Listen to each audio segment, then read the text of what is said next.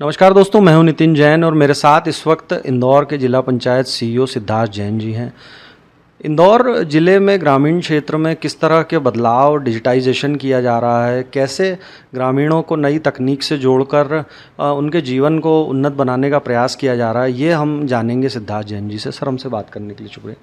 Sir, किस तरह के प्रयास देखने को मिलेंगे आने वाले दिनों में और पहले से हम क्या कर रहे हैं?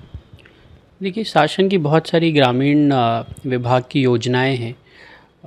हमारी टीम का प्रयास रहता है कि उन सब का बेहतर क्रियान्वयन हो और ग्रामीण जन जो हैं उन तक शासन की जो योजनाएं हैं उनका लाभ पहुंचे। उसके अतिरिक्त ज़िले में जैसे शासन के निर्देश भी हैं और हमारी प्लानिंग है कि डिजिटाइजेशन बढ़े।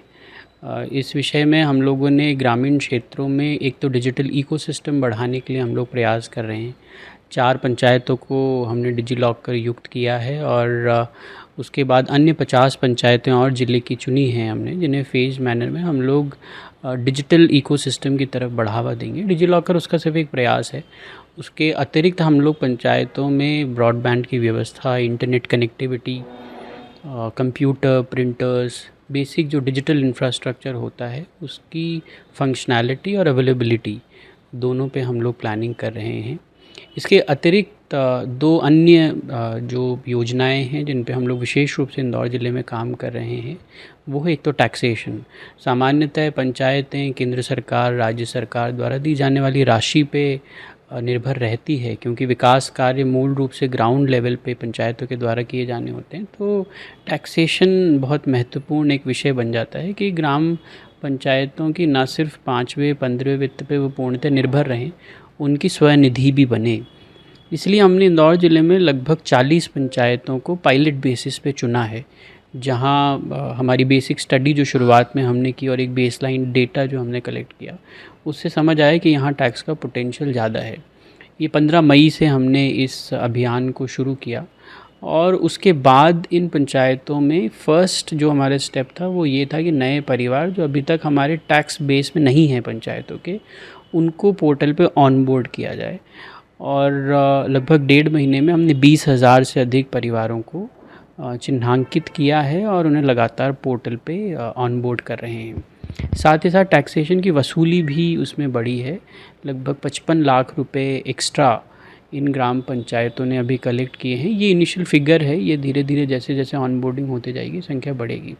हमने पंचायतों में, इन सभी पंचायतों में ये भी सुनिश्चित किया है और ये भी प्लानिंग की है कि ये जो हम नई आय सृजित कर रहे हैं, इससे कोई नया एक असेट ग्राम पंचायतों में क्रिएट करेंगे, चाहे वो ऑडिटोरियम हो, खेलकूद के मैदान हो, लाइब्रेरी हो, डिजिटल इंफ्रास्ट्रक्चर से संबंधित चीज़ हो, या जो ग्राम पंचायत की आवश्यकता है जो सामान्य फंड से नहीं किया जा पाता, वो ये जो एडिशनल आय है उससे हम लोग प्लान करेंगे। सर, मैं ये जानना चाहता हूँ कि तरीका क्या है हमारा डिजिटाइजेशन को बढ़ावा देने का, हम किस प्रोसेस को फॉलो कर रहे हैं ग्राउंड लेवल पे?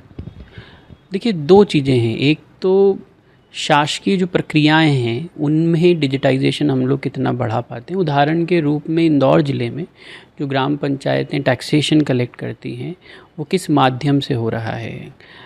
पूर्व में ऐसा होता था, या कुछ जगह अभी भी ऐसी प्रक्रिया है कि फ़िज़िकली पैसे दिए जाते थे, रसीद कट्टे से उनको रिसीट दी जाती थी।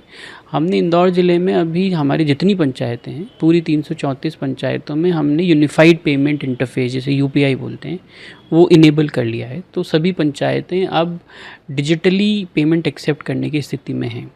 ये हमारी शासकीय प्रक्रिया का हिस्सा हो गया। दूसरी तरफ जो ग्रामीण क्षेत्रों में एक डिजिटल इकोसिस्टम को बढ़ावा देना है, लोगों की जो हैबिट है उसमें डिजिटल प्रोसीजर्स को कैसे हम लोग और बढ़ाएं, उसके लिए हम लोग इकोसिस्टम बिल्टअप पे काम करें, जिसमें मैंने डिजिलॉकर का आपको एक उदाहरण दिया। जो मिनिस्ट्री ऑफ आईटी का जो एक डिजिटल पब्लिक इंफ्रास्ट्रक्चर का जो विज़न है, उसका एक पिलर डिजिलॉकर भी है। उदाहरण स्वरूप अगर ग्रामीण किसी बच्चे को यूनिवर्सिटी से कोई डिग्री प्राप्त करनी है तो उसे यूनिवर्सिटी तक आने की आवश्यकता नहीं है। अगर उसके मोबाइल में डिजी लॉकर इंस्टॉल्ड है तो वो डायरेक्टली वहाँ से अपनी डिग्री को फेच कर सकता है, ड्राइविंग लाइसेंस को फेच कर सकता है, आधार को फेच कर सकता है और क्लाउड स्टोरेज की भी उसमें अवेलेबिलिटी है। तो ये दोनों प्रकार से हम लोग कोशिश कर रहे हैं कि डिजिटल एक इकोसिस्टम भी बने और जो हमारी गवर्नमेंट के जो प्रोसीजर्स हैं, शासकीय जो प्रोसीजर्स हैं, उसमें डिजिटली हम लोग कितना इंटीग्रेशन कर पाते हैं, उस प्रोसेस को कितना डिजिटाइज कर पाते हैं, उस पर हमारा प्रयास है। जब टैक्स की बात आती है तो कोई भी लोगों में परसेप्शन है कि टैक्स देना नहीं चाहता, पर जब आप ग्रामीण बेल्ट में जाते हैं और लोगों को टैक्स के लिए जोड़ना चाहते हैं तो उसके लिए हम क्या प्रोसेस अपना रहे हैं, कैसे हम लोगों को कनेक्ट कर रहे हैं, और उसमें भी हमको उसको डिजिटाइजेशन के ज़रिए करना है, तो क्या प्रोसीजर है हमारा? ये आपने बिल्कुल सही कहा कि सामान्यतः रेजिस्टेंस रहता है लोगों में टैक्स पे करने के लिए। उसमें हम लोगों ने 2-3 चीज़ें ये प्लान की है कि एक तो प्रोसीजर सिंपल होना चाहिए। कुछ पोर्टल पे भी हमें चेंजेस की आवश्यकता है, वो कुछ सजेशंस हमने हमारे वरिष्ठ अधिकारियों को भी सूचित किया है जो भी इंटीग्रेट हो रहे हैं। उसके अतिरिक्त एक ट्रस्ट डेवलप होना बहुत इम्पॉर्टेंट है। जो व्यक्ति टैक्स दे रहा है उसे ये महसूस होना चाहिए और ट्रस्ट होना चाहिए कि जो पैसा मैं टैक्स के रूप में दे रहा हूँ वो विकास कार्यों में यूज़ किया जाएगा। तो उसके लिए अब हमने ये प्लान की है कि प्रॉपर डिमांड एक जनरेट हो, उस व्यक्ति का कितना टैक्स बनता है वो डिमांड उसे दी जाए और जब वो पेमेंट करे तो उसकी पावती भी उसको ऑनलाइन SMS माध्यम से या फिज़िकल माध्यम से डिस्ट्रीब्यूट की जाए। इसके अतिरिक्त जैसा मैंने आपको पहले बताया कि हम ये जो राशि अतिरिक्त अब टैक्सेशन से कलेक्ट करेंगे वहीं ग्राम पंचायत में कोई ना कोई एक नई एसेट बनाएंगे जिससे लोगों को महसूस हो कि जो पैसा हमने दिया है उसका ग्राम पंचायत में उपयोग सही तरीके से हुआ है।